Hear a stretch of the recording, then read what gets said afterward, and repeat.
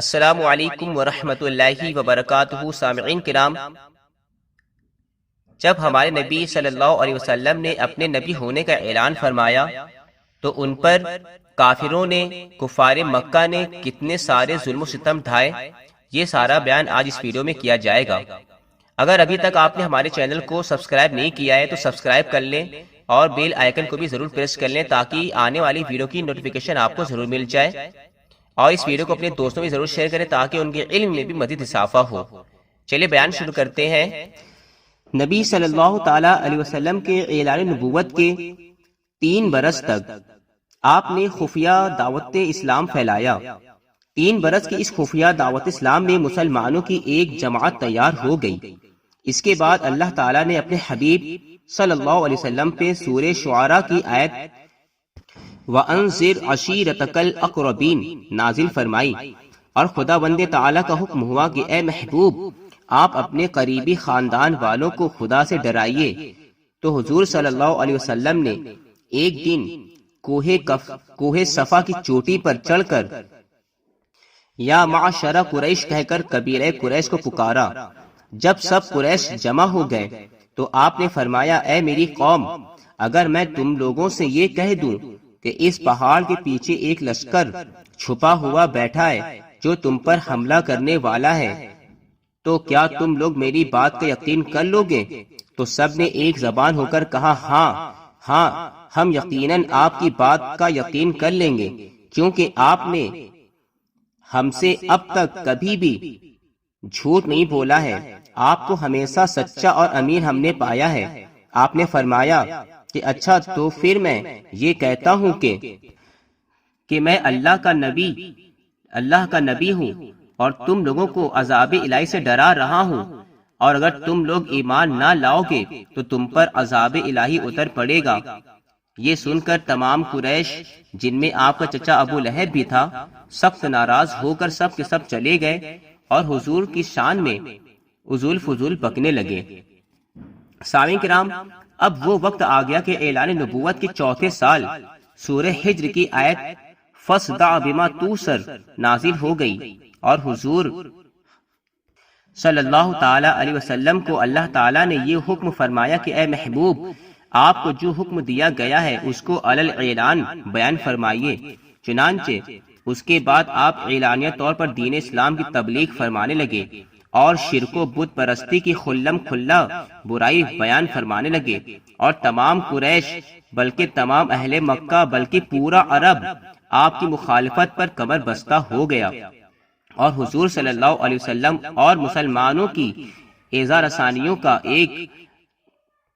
طولانی سلسلہ شروع ہو گیا۔ سامعین کرام، کفار مکہ خاندان بنو ہاشم کے انتقام اور لڑائی بھڑک اٹھنے کے خوف سے حضور صلی اللہ علیہ وسلم کو قتل تو نہیں کر سکے، لیکن طرح طرح کی تکلیفوں اور ایذا رسائیوں سے آپ پر ظلم و ستم کا پہاڑ توڑنے لگے۔ چنانچہ سب سے پہلے تو حضور صلی اللہ علیہ وسلم کے کاہن، ساحر، شاعر، مجنون ہونے کا ہر کوچو بازار میں زوردار اعلان کرنے لگے۔ آپ کے پیچھے شریر لڑکوں کا گول لگا دیا جو راستوں میں آپ پر طعنہ زنی کرتے، گالیاں دیتے اور یہ دیوانہ ہے کا شور مچا مچا کر آپ کے اوپر پتھر پھینکتے۔ کبھی کفار مکہ آپ کے راستوں میں کانٹے بچھاتے، کبھی آپ کے جسم مبارک پر نجاست ڈال دیتے، کبھی آپ کو دھکا دے دیتے، کبھی آپ کی مقدس اور نازک گردن میں چادر کا پھندا ڈال کر گلا گھونٹنے کی کوشش کرتے۔ روایت ہے کہ ایک مرتبہ آپ حرم کعبہ میں نماز پڑھ رہے تھے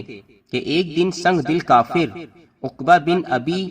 معیط نے آپ کے گلے میں چادر کا پھندا ڈال کر اس زور سے کھینچا کہ آپ کا دم گھٹنے لگا۔ چنانچہ یہ منظر دیکھ کر حضرت ابو بکر صدیق رضی اللہ تعالی عنہ بے قرار ہو کر دوڑ پڑے اور عقبہ بن ابی معیط کو دھکا دے کر دفع کیا، اور یہ کہا کہ کیا تم لوگ ایسے آدمی کو قتل کرتے ہو جو یہ کہتا ہے کہ میرا رب اللہ ہے؟ اس دھکم دھکے میں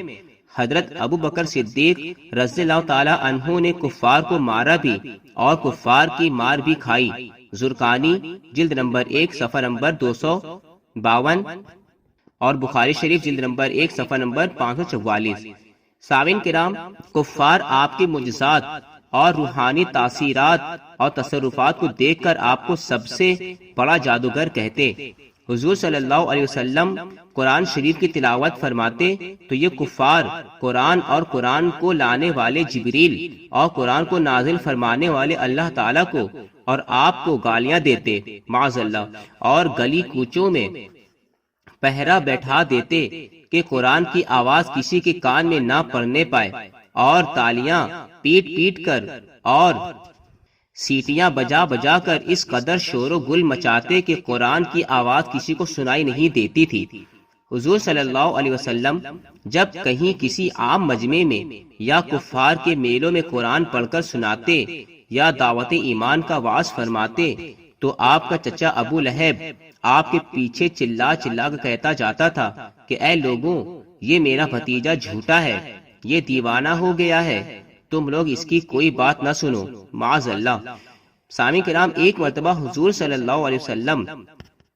ذوالمجاز کے بازار میں دعوت اسلام کا وعظ فرمانے کے لیے تشریف لے گئے اور لوگوں کو کلمہ حق کی دعوت دی تو ابو جہل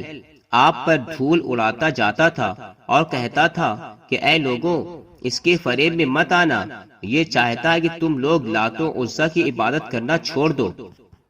مسند امام احمد جلد نمبر 4۔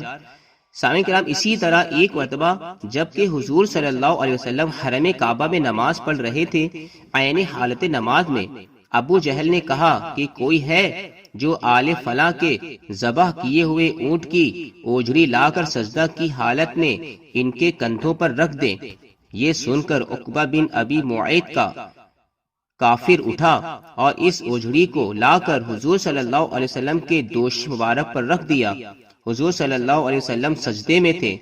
دیر تک اوجڑی کندھے اور گردن پر پڑی رہی اور کفار ٹھٹھا مار مار کر ہنستے رہے اور مارے ہنسی کے ایک دوسرے پر گر گر پڑتے رہے۔ آخر بیوی فاطمہ رضی اللہ تعالی عنہا جو ان دنوں ابھی کمسن لڑکی تھیں آئیں اور ان کافروں کو برا بھلا کہتے ہوئے اس اوجڑی کو آپ کے دوش مبارک سے ہٹا دیا۔ حضور صلی اللہ علیہ وسلم کے قلب مبارک پر کفار قریش کی اس شرارت سے انتہائی صدمہ گزرا اور نماز سے فارغ ہو کر 3 مرتبہ یہ دعا مانگی کہ اللہم علیک بقریش، یعنی اے اللہ تو قریش کو اپنی گرفت میں پکڑ لے۔ پھر ابو جہل، عتبہ بن ربی، شیبہ بن ربی، ولید بن عتبہ، امیہ بن خلف، عمارہ بن ولید کا نام لے کر دعا مانگی کہ الہی تو ان لوگوں کو اپنی گرفت میں لے لے۔ حضرت عبداللہ بن مسعود رضی اللہ تعالی عنہ فرماتے ہیں کہ خدا کی قسم میں نے ان سب کافروں کو جنگ بدر کے دن دیکھا کہ ان کی لاشیں زمین پر پڑی ہوئی ہیں، پھر ان سب کفار کی لاشوں کو نہایت ذلت کے ساتھ گھسیٹ کر بدر کے ایک گڈھے میں ڈال دیا گیا، اور حضور صلی اللہ علیہ وسلم نے فرمایا کہ ان گڈھے والوں پر خدا کی لعنت ہے۔ بخاری شریف جلد نمبر 1 صفحہ نمبر 74۔ سامعین کرام، جو کفار مکہ حضور اقدس صلی اللہ علیہ وسلم کی دشمنی اور ایذا رسائی میں بہت زیادہ سرگرم تھے، ان میں سے چند شریروں کے نام یہ ہیں: ابو لہب، ابو جہل، اسود بن عہد یغوث، حارث بن قیس بن عدی، ولید بن مغیرہ، امیہ بن خلف، ابی بن خلف، ابو قیس بن فاقہہ، عاص بن وائل، نذیر بن حارث، منبہ بن الحجاج، زہیر بن ابی امیہ، سعید بن صفی، عدی بن حمرہ، عاص بن سعید بن عاص، عاص بن ہاشم، عقبہ بن ابی معیط، حکم بن ابی العاص۔ یہ سب کے سب حضور رحمت عالم صلی اللہ علیہ وسلم کے پڑوسی تھے، اور ان میں سے اکثر بہت ہی مالدار اور صاحب اقتدار تھے، اور دن رات سرور کائنات صلی اللہ علیہ وسلم کی ایذا رسانی میں مصروف کار رہتے تھے، نعوذ باللہ من ذالک۔ اور سامعین کرام، ان سبوں کا کتنا برا انجام ہوا یہ تو سبھی جانتے ہیں۔ کہ جنگ بدر میں ابو جہل اور بھی بہت سے نامی گرامی کافر قتل ہو کے نار جہنم رسید ہو جاتے ہیں۔ اسی طرح کی اچھی باتیں جاننے کے لیے ہمارے چینل کو ضرور سبسکرائب کر لیں اور بیل آئیکن کو بھی ضرور پریس کر لیں تاکہ آنے والی ویڈیو کی نوٹیفیکیشن آپ کو ضرور مل جائے اور کوئی بھی ویڈیو آپ سے مس نہ ہو۔ اور اس ویڈیو کو اپنے دوستوں میں ضرور شیئر کریں تاکہ ان کے علم میں بھی مزید اضافہ ہو۔ السلام علیکم ورحمۃ اللہ وبرکاتہ۔